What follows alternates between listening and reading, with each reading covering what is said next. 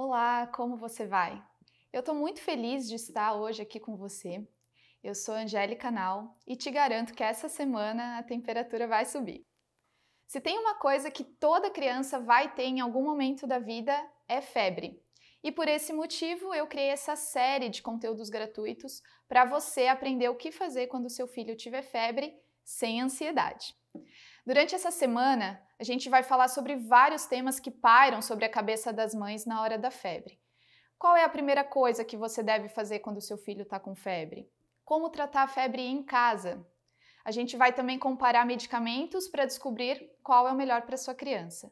E quando que é hora de ir para o hospital? Eu preciso mesmo sair correndo e ir para o pronto atendimento? Eu tenho que esperar 3 dias? Febre acima de 40 graus?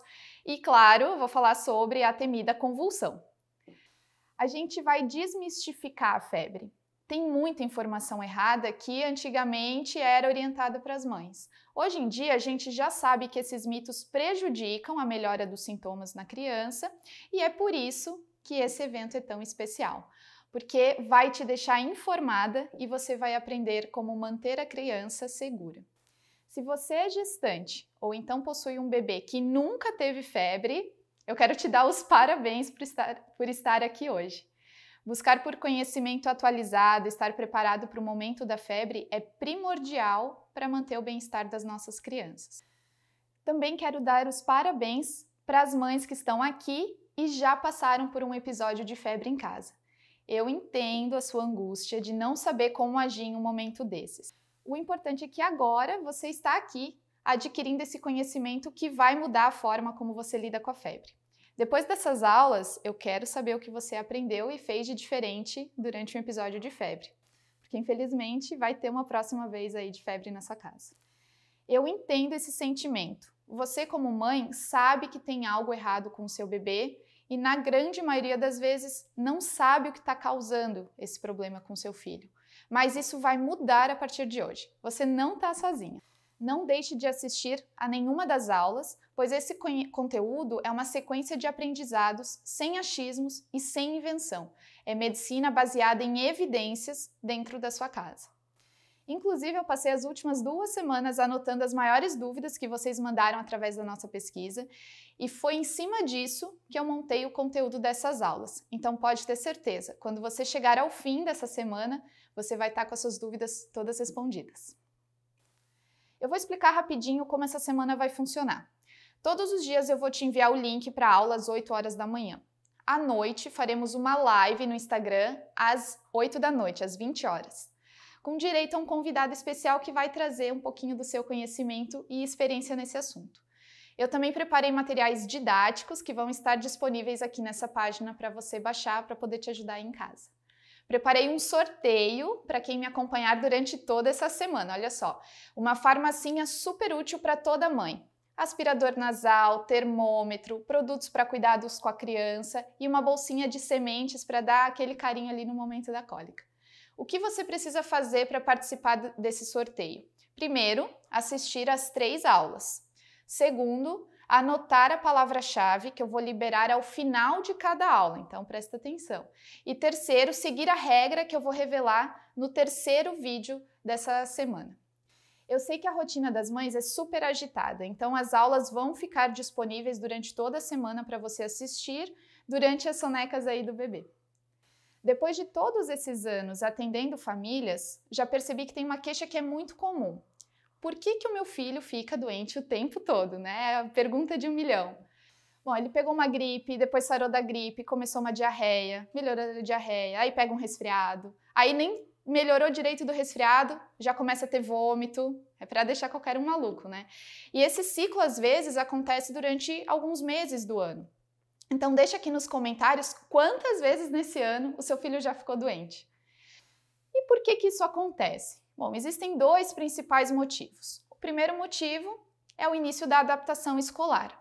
Esse período vai chegar em algum momento na vida da criança. Mesmo que ela tenha 4 meses, 5 meses, 1 ano, 2, 3, 4 anos, as crechites vão chegar. Nesse período, a criança ou o bebê tem contato maior com vírus e bactérias que ela não sabe bem como combater porque o sistema imunológico é muito imaturo ainda. Então, em muitos casos, quando entra na creche ou na escola, começa esse ciclo sem fim de doenças.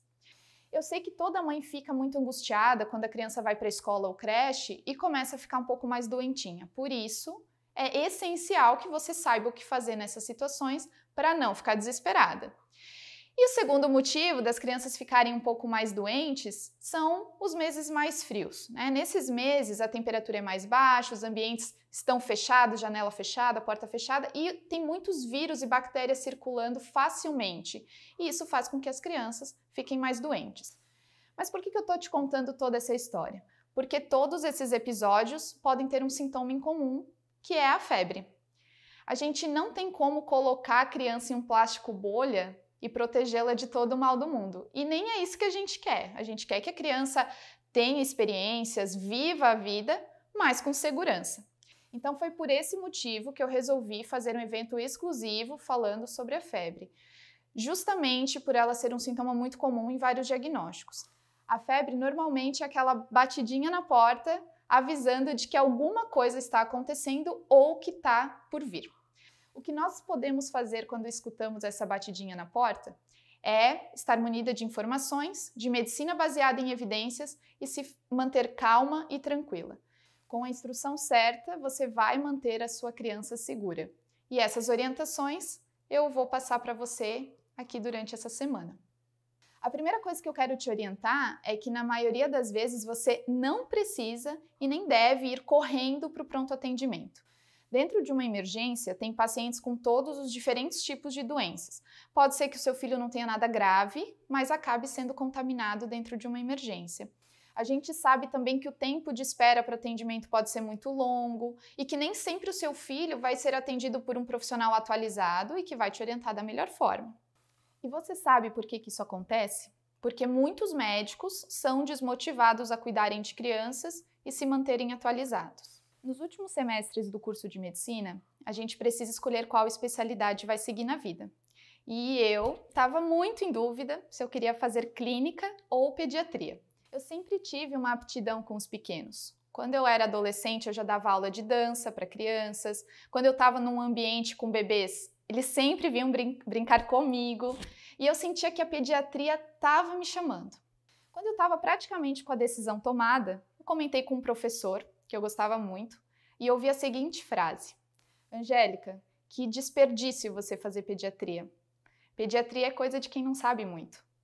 Aquele comentário me desestabilizou, fiquei bem chateada. Eu queria desistir da pediatria por isso. Eu sempre fui uma ótima aluna e a minha visão da pediatria era totalmente outra. Eu fiquei bem confusa, bem pensativa. E naquele fim de semana, fui para casa. E meus pais sempre foram as pessoas com quem eu consegui conversar e sempre apoiaram minhas decisões durante toda a faculdade e me apoiam até hoje. Eu estava lá sentada, tomando um café com eles e contei isso que o meu professor tinha me dito. E eles me ajudaram a perceber que nada daquilo era verdade, que esse comentário infeliz não dizia a respeito de mim, e sim dele mesmo. E que o médico que cuida de crianças é o que mais tem que estudar e ser excelente na sua profissão. Então eu voltei para a faculdade decidida que a minha especialidade seria pediatria.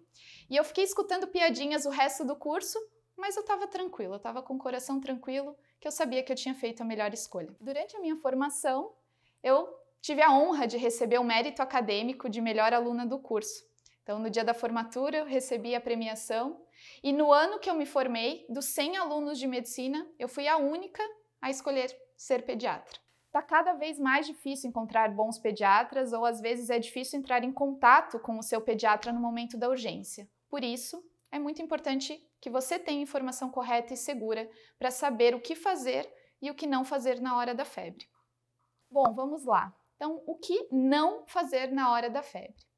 Primeiro, quando a sua criança está com febre, você deve evitar fazer compressa fria. E eu sei que esse é um primeiro mito, né? É uma prática muito comum, mas fazer compressa fria na tentativa de baixar a temperatura não é uma boa ideia.